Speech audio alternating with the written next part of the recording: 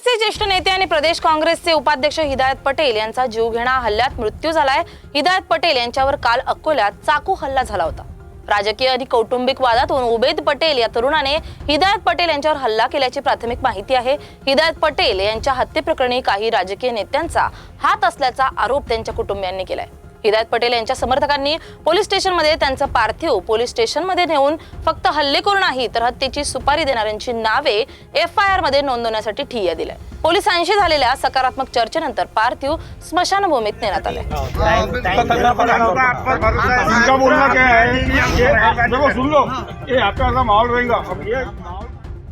काँग्रेसचे ज्येष्ठ नेते आणि प्रदेश काँग्रेसचे उपाध्यक्ष हिदायत पटेल यांचा प्राणघातक चाकून हल्ल्यानंतर उपचारादरम्यान मृत्यू झालाय। प्राथमिक माहितीनुसार त्यांच्यावर हा हल्ला कौटुंबिक तसंच राजकीय वादातून झाल्याचं सांगण्यात आलंय। भाजपच्या अल्पसंख्याक सेलचे पदाधिकारी मतीन शेख यांच्या हत्येचा बदला घेण्यासाठी मतीन यांचा पुतण्या उबेद पटेल याने हा चाकू हल्ला केल्याचं प्राथमिक तपासात समोर आलंय। 2019 मध्ये झालेल्या या हत्येमध्ये हिदायत पटेल यांच्यासह 10 जण आरोपी होते। त्यामुळे ही हत्या राजकीय तसंच कौटुंबिक वादातून झाल्याचं पोलीस तसंच प्रत्यक्षदर्शींकडून सांगण्यात आलंय। मात्र नातेवाईकांच्या मते या हत्येमागे काही राजकीय नेत्यांचा हात असल्याचा दावा केला जातोय। हिदायत पटेल यांचे पुतणे फतेह मोहम्मद पटेल यांना स्वतः पटेल यांनीच हॉस्पिटलमध्ये हे सांगितल्याचा दावा केलाय। और ये जो 5 आरोपी के नाम अपन 6 आरोपियों के नाम जो अपन ने दिए थे, तो पहला है बदरुज्जमा, दूसरा है राजू बोचे, तीसरा है संजय बोड़के, दूसरा है फाजिल पटेल, पांचवा है फारूक पटेल और छठा है उबेद पटेल। उसको बच्चे को करने लगा उन्होंने पैसे देके। पटेल साहब के आखिरी शब्द थे। और अभी एम्बुलेंस निकलेंगे, अब आखिरी अपने को वही जाना है मुआला, सब मुआला चलो, पहले एम्बुलेंस को निकलन।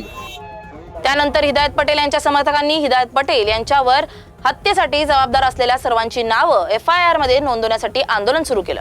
पटेल यांचं पार्थिव हॉस्पिटलमधून त्यांच्या मूळ गावातील घरी नेण्याऐवजी ते अकोट पोलीस स्टेशनला नेण्यात आले। तिथे पोलीस अधीक्षक स्वतः हजर झाले। त्यांच्याशी झालेल्या चर्चेनंतर एफआयआर मध्ये हल्लेखोरांसोबतच काही राजकीय नेत्यांची नावं नोंदवण्यात आली। त्यानंतर पार्थिव अंतिम संस्कारासाठी मूळ गावी नेण्यात आले। काल आमच्याकडे जे फिर्यादी आले होते फतेह खानजी, त्यांचा एफआयआर मध्ये काही लोकांवर संशय होता, नाम होता की त्यांना असं पटेल साहेबांनी सांगितलं होतं की हे लोकांवर संशय आहे, हे लोक असं करू शकतात। ते सर्व लोकांचं नाम आम्ही एफआयआर मध्ये घेतलेलं आहे आणि आज आरोपीचा आम्ही इंट्रोगेशन सुद्धा करणार आहे। पहिला तर आरोपीचे प्रत्येक सीडीआर आणि प्रत्येक आरोपीचे CDR, call data records, IPDR, WhatsApp call हे आम्ही शोधणार। याच्यामध्ये कोण कोण सामील आहे यांनी काही 5 नाव दिले, अजून काही आहे का, काही कम आहे, जास्त आहे, पूर्ण आम्ही शोधणार। हिदायत पटेल यांच्या समर्थकांच्या सर्व मागण्या मान्य झाल्याने त्यांच्या समर्थकांना शांतता पाळण्याचं आवाहन अकोला पश्चिमचे काँग्रेस आमदार साजिद खान पठाण यांनी केले। पुलिस प्रशासन पे हमको भरोसा है कि वो पूरा सहयोग करेगा और जो गुनाहगार है उनको डायरेक्ट बिल्कुल सजा मिलेंगी। और इसलिए आप सब लोग शांति बनाए रखें।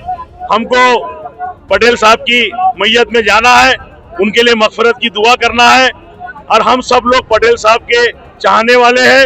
इसलिए मैं आप सबसे रिक्वेस्ट करता हूं कि उनको परिवार को संभालने का मौका दो। हिदायत पटेल यांच्यावर हल्ला झाल्याची बातमी पसरताच अकोला आणि अकोटमधील काँग्रेस कार्यकर्त्यांनी मोठ्या संख्येनं रुग्णालयाबाहेर गर्दी केली। कार्यकर्त्यांमधील संताप पाहता आणि कायदा सुव्यवस्थेचा प्रश्न निर्माण होऊ नये म्हणून पोलिसांनी अकोला आणि अकोट शहरांसह हिदायत पटेल यांच्या माहोळ गावातही कडक पोलीस बंदोबस्त तैनात केलाय। हिदायत पटेल हे प्रदेश काँग्रेसचे उपाध्यक्ष आणि अकोला जिल्ह्यातील ज्येष्ठ काँग्रेस नेते होते। त्यांनी 2014 आणि 2019च्या लोकसभा निवडणुकीत काँग्रेसचे उमेदवार म्हणून निवडणूक लढवली।